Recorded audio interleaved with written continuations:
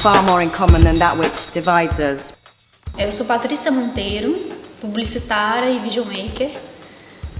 Decidi vir para Portugal depois das mudanças políticas desastrosas que estão acontecendo no Brasil, numa tentativa de construir minha carreira, de ter novas experiências, de ter autoconhecimento. É uma certa fuga, eu entendi que era uma fuga porque eu precisava respirar para saber os rumos que a minha carreira poderia dar, os saltos. Já tinhas vindo a Portugal? Já tinhas imigrado antes? Nunca saí do Brasil. Eu sou de Minas Gerais, Okay. uma cidade interior que chama Monte Carmelo. Estudei em Belo Horizonte, fiz publicidade e propaganda na PUC Minas. E BH, eu sou apaixonada por lá. Foi difícil sair de lá, sabe? Foi um processo de quanto tempo? Entre o Foi momento em que... Foi quando começou realmente a crise atingir a cultura, sabe? É uma cidade onde tinha muitos festivais de música. Eu sou das artes, né? Da cultura, então a gente começa a ver a decadência, a falta de investimentos, né? O governo sempre tem muitas políticas públicas de incentivo à cultura, né? De artistas independentes. E de repente tudo vai acabando, né? Portanto, tu viste essa evolução, entre aspas, não é? A decadência daquilo que tu vias a acontecer publicamente de artístico. Exato. E eu pensava, é tão bonito o que acontece lá, sabe? Tem tanta gente talentosa. E como eu ia trabalhar num meio que não tem investimento público, não está como antes, está em decadência, eu precisava de alternativas. Construir. E me veio peso na consciência. Por que eu não estou lá? Que eu já sou uma feminista ativista, estou lá fazendo essa transformação de frente, lutando pelos nossos direitos, né, o que eu sempre busquei fazer. Então eu me via nessa dualidade, assim, ao mesmo tempo que eu queria ajudar a construir essa sociedade, mas lutar pelos nossos direitos, ao mesmo tempo eu sentia receio, medo de... E a minha carreira, como que faz? Eu adoro ajudar as pessoas, sempre gostei de estar no meio artístico e cultural.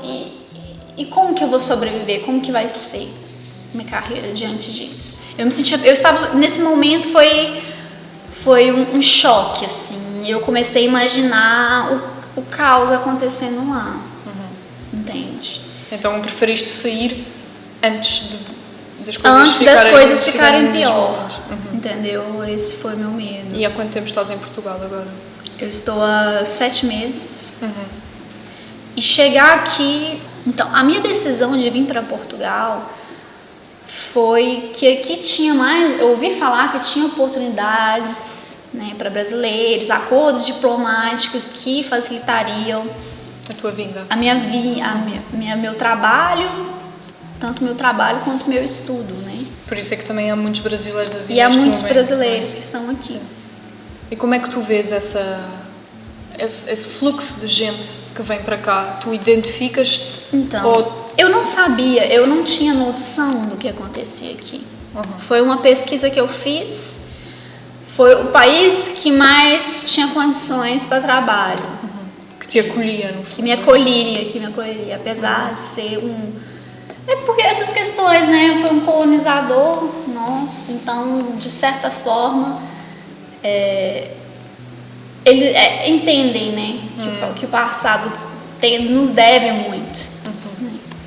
Então, eu imaginava que não seria... que as coisas estariam diferentes aqui, né? Seria um país que, já que está acolhendo tantos brasileiros... E não só. Será que ele realmente evoluiu muito, né? Seria um país que estaria tentando conciliar com o passado, mas não foi bem isso que eu vi. Envelhecida, né? E precisa, enfim.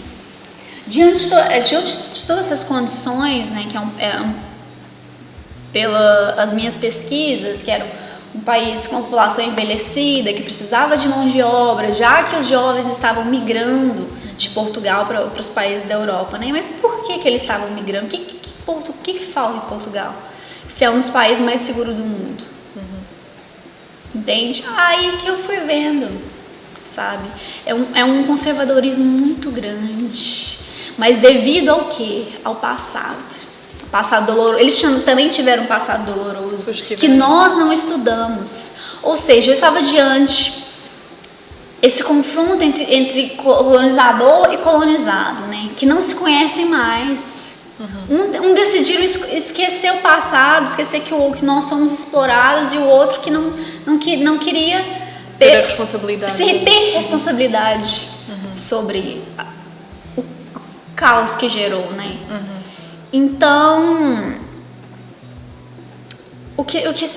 como é que tu vês o teu lugar neste caso? Porque tu agora estás aqui e tu estás deparada, como tu dizes, a uma sociedade que está bastante envelhecida nesse sentido, e ao mesmo tempo, como é que tu encontras as tuas referências? Porque tu estás, de certa forma, neste momento estás a caminhar neste país com as tuas referências culturais, socioeconómicas, políticas, etc.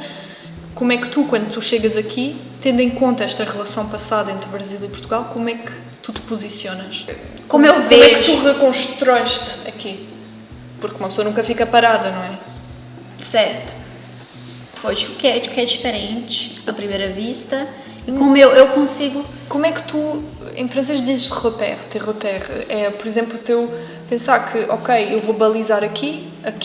Eu sei que ali eu vou reencontrar algo que me é familiar. Ah, sim, ok. Né? Como é que tu encontras os pontos familiar para tu reconstruires um mapa? Certo. Então, ao mesmo tempo que é um país conservador, é tão aberto a outras políticas sociais, como o aborto é legalizado, a maconha medicinal também. Como uma mulher sozinha vem pra cá, e o meu primeiro olhar foi, em todos os lugares, eu posso andar em qualquer lugar do mundo, uma mulher sozinha não estará segura, essa é a verdade. Vão sempre questionar de onde que eu venho, o que eu faço. E há sempre uma desconfiança para uma mulher que está sozinha. A sociedade não está preparada para uma mulher sozinha. Você está entendendo? Vão questionar. E seu namorado, e não sei o quê, estuda o quê. Então, é verdade que tem esse passado.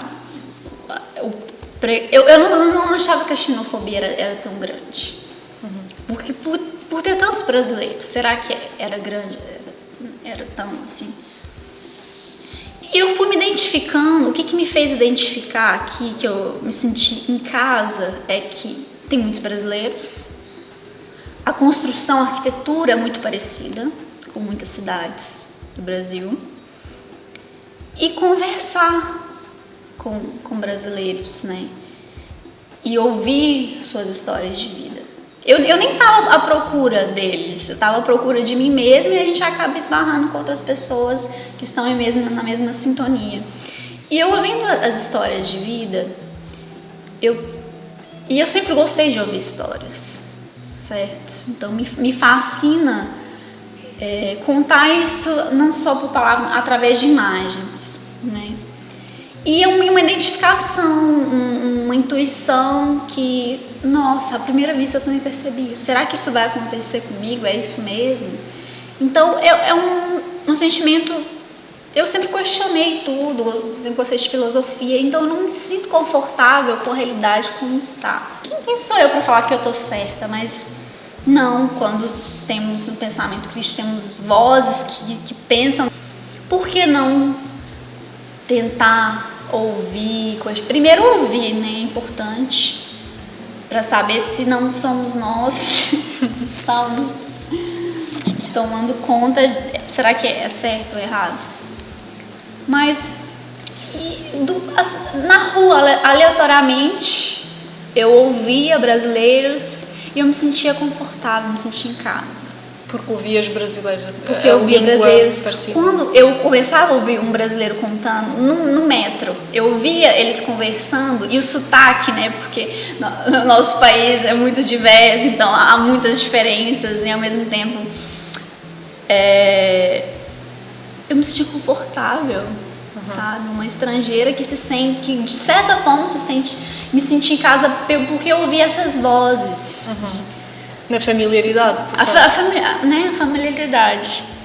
Então, eu até sorri, eu ficava rindo, assim, sozinha, né? Quem que é essa menina louca que tá indo, assim, sozinha, ouvindo essas histórias, né? Então, às vezes eu via uma pessoa brasileira, eu puxava assunto com ela, assim, só pra perguntar sobre o tempo, e acabava o quê? Contando, quanto tempo você tá aqui? Sempre era isso. Tá cá sozinha? Quanto tempo você tá aqui? Portanto, tinham em comum esse exílio, de certa forma. Exílio, essa fuga, né? Essa fuga, entende? E todo mundo, Portanto, reencontram-se nisso, entende, pelo olho, você não precisa nem... Às vezes mas pelo olhar, eu sei. Isso não tem a ver com o facto de serem brasileiros só. Tem a ver com o facto de eles terem uma vivência parecida à tua, porque provavelmente, do que tu me estás a dizer, se estivesses no Brasil e ouvisses uma pessoa falar... Não. Quer dizer, era completamente normal. Portanto, o que vos reúne nesta situação é o facto de estarem todos, de certa forma, a vivenciar algo de parecido, não é? E mesmo se eu penso, se eu estivesse fazendo um mochilão, nós chamamos de mochilão, as viagens, né? Se eu estivesse viajando sozinho, encontrasse brasileiro, para mim seria normal. Seria uma coisa, eu não estaria procurando, não teria essa identificação, não me sentiria mais segura, mais feliz de encontrar brasileiro. Para isso seria algo normal. Mas nesta situação... Agora, viver em outro país é algo totalmente diferente. Nisso, enquanto eu trabalhava numa produtora, que era um lugar do emprego dos meus sonhos, aí eu comecei a me sentir na pele ouvindo essas histórias das pessoas. Por quê? Fui maltratada. Mas, só para te interromper, tu vieste do Brasil já com esse contrato? Não, eu cheguei aqui. Chegaste e depois eu estava com uma entrevista marcada. Eu cheguei, entrei tranquila. No mesmo dia, eu comecei a trabalhar no mesmo dia. E era realmente o emprego dos sonhos. Mas o que é o emprego dos sonhos se você não é bem tratado? Entendeu? Um jeito grosseiro de falar, que pra gente é ofensivo e pra eles é normal. No caso dele era algo era excessivo. Ele xingava todo mundo. O que é xingar? Mas que merda, só que contrato de merda, que não sei o que, jogar as coisas na parede. Então, assim, Mas isso era para todos ou era para ti? Não, eram para todos. Mas a maioria tinha 3 brasileiros lá e um português. Então você tá entendendo, Karine? Ele já avisou no começo que era grosso, mas eu não sabia até que ponto seria. Então eu sentia medo. Ao ponto de eu sentir medo de estar num lugar e, sei lá, fazer alguma coisa comigo. Eu nunca senti isso na minha vida. Então eu decidi sair. Pelo meu bem, fiquei um mês e saí. Eu comecei a conversar com as pessoas, elas falaram, não, relaxa, isso é normal, eles são assim mesmo. Eu falei, como assim eles são assim? Que isso? Então todas as histórias começaram a bater. Então, que pessoas que foram maltratadas no trabalho, né? Mas ao mesmo tempo, sim, existem pessoas incríveis, portugueses incríveis, não desista, não desista. E me veio criar o Hello Portugal, porque eu já tive experiências parecidas em criar perfis no Instagram, assim, mas não um canal no YouTube, certo? Já fiz um documentário sobre a violência contra a mulher no Brasil. Veio no momento certo, sabe? Para eu conhecer pessoas. Através da tua paixão. Através da minha paixão. Então... E foi incrível isso, porque começaram a aparecer pessoas, 3 pessoas tomando uma cerveja. Eu olhei pra eles e falei, eles são brasileiros. São brasileiros e eu vou lá conversar com eles. E eu cheguei lá pra puxar assunto, né? Assim, passando lá, eu fiquei com vergonha. Eu cheguei lá. Aí uma delas, que é a Olivia, ela veio e falou, puxou assunto comigo. Ai, que vestido lindo! Ela que puxou a conversa. Ela que puxou assunto comigo. E aí começamos a conversar, começamos a rir. É o típico estereótipo brasileiro, né? É o samba, a cerveja e uma boa conversa, né? E esse jeito... O que é diferente mesmo, assim, que eu vejo, assim, a gente tá sempre a levar na brincadeira, na festa, no sorriso, né? Você vê um sorriso, apesar da gente estar afundado, assim, numa situação difícil, a gente consegue sorrir e festejar, né? E o calor humano, né? De abraçar, né? De uma festividade que é diferente também, que eu vejo diferente. É uma certa frieza das relações. Então e eu tava com a câmera, eu tava sem microfone e eu decidi, eu não consegui não gravar ela falando, porque era uma poetisa, entendeu? Cantando ao mesmo tempo e casada com um poeta, eu tive que gravar os dois. E é isso. Sabe, encontrar essas pessoas que têm histórias de vidas fortes, que me fazem chorar, que me fazem sorrir. E levar esse sentimento de família, criar uma família que seja para chorar, que seja para sorrir. Conexões e saber que nós não estamos só. Eu não vim sozinha. Eu tô aqui, mas eu conheço pessoas, não tem como eu me sentir sozinha, só se eu quiser. E eu não quero, para falar a verdade. Eu quero vamos nos conhecer novamente, vamos quebrar esses preconceitos e somos da mesma língua, nós temos a mesma língua. Vamos fazer as pazes, vamos ter autocrítica de reconhecer o nosso passado e mudar de alguma forma. E tu achas que isso seria possível tu fazeres lá no Brasil? Ou tinhas que estar cá em Portugal para fazê-lo? Ótima pergunta. Eu pensava lá, assim, de certa forma, a gente sempre com um olhar crítico, né? Eu vinha mais pelo ativismo político, mas esse projeto jamais sairia se eu estivesse lá. E não sairia por quê? Porque tu não estavas predisposta a ele? Eu não vivi na pele. Quando você vive na pele é diferente. Entendeu?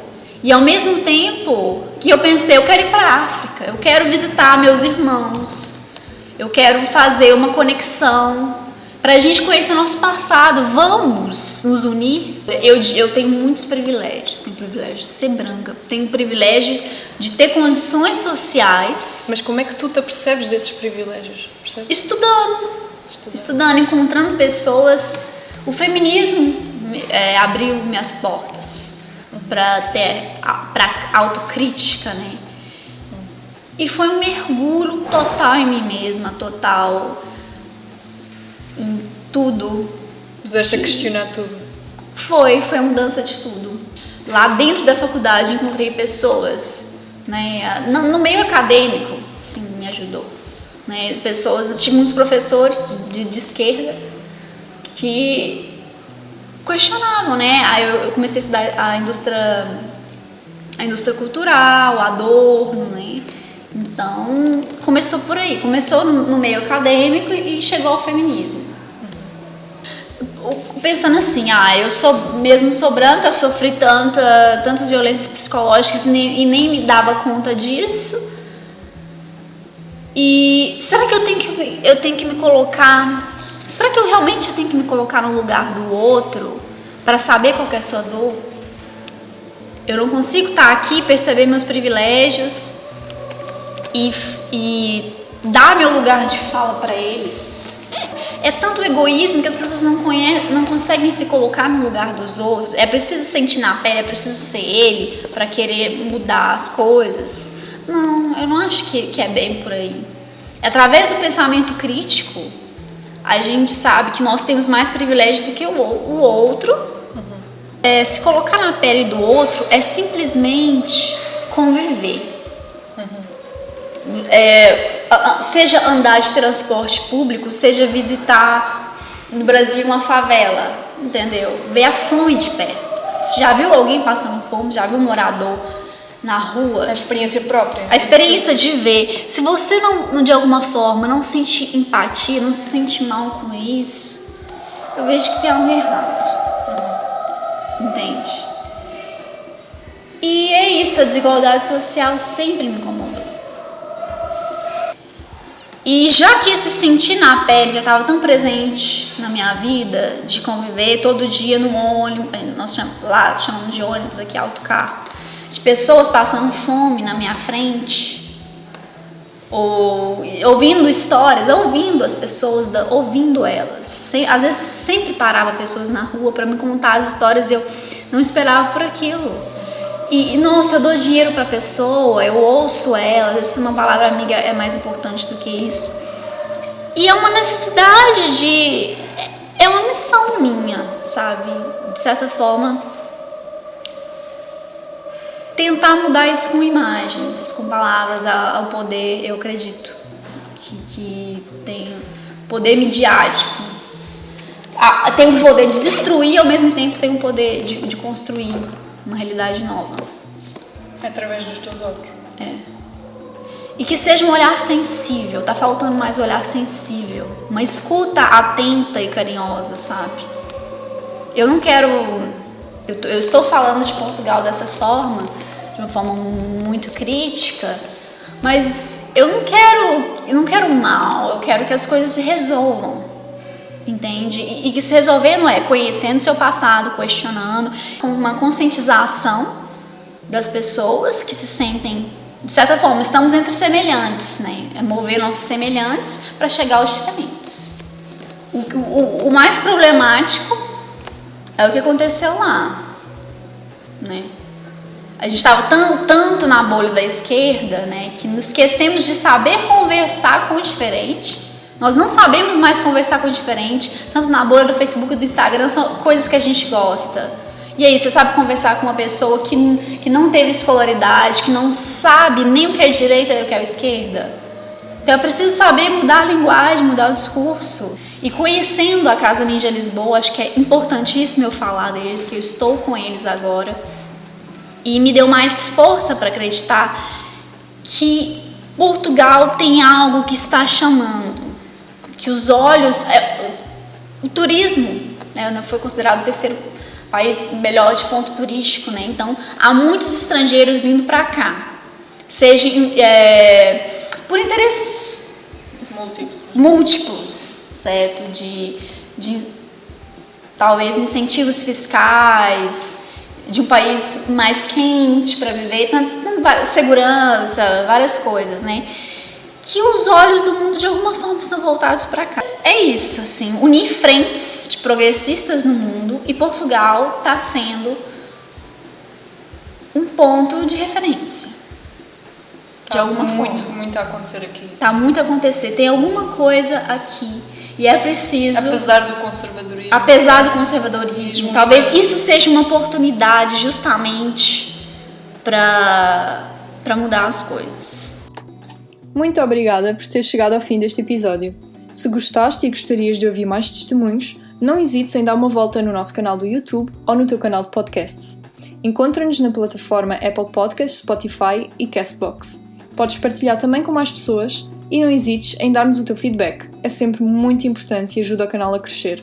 Espero ver-te em breve por cá e até lá, boas escutas!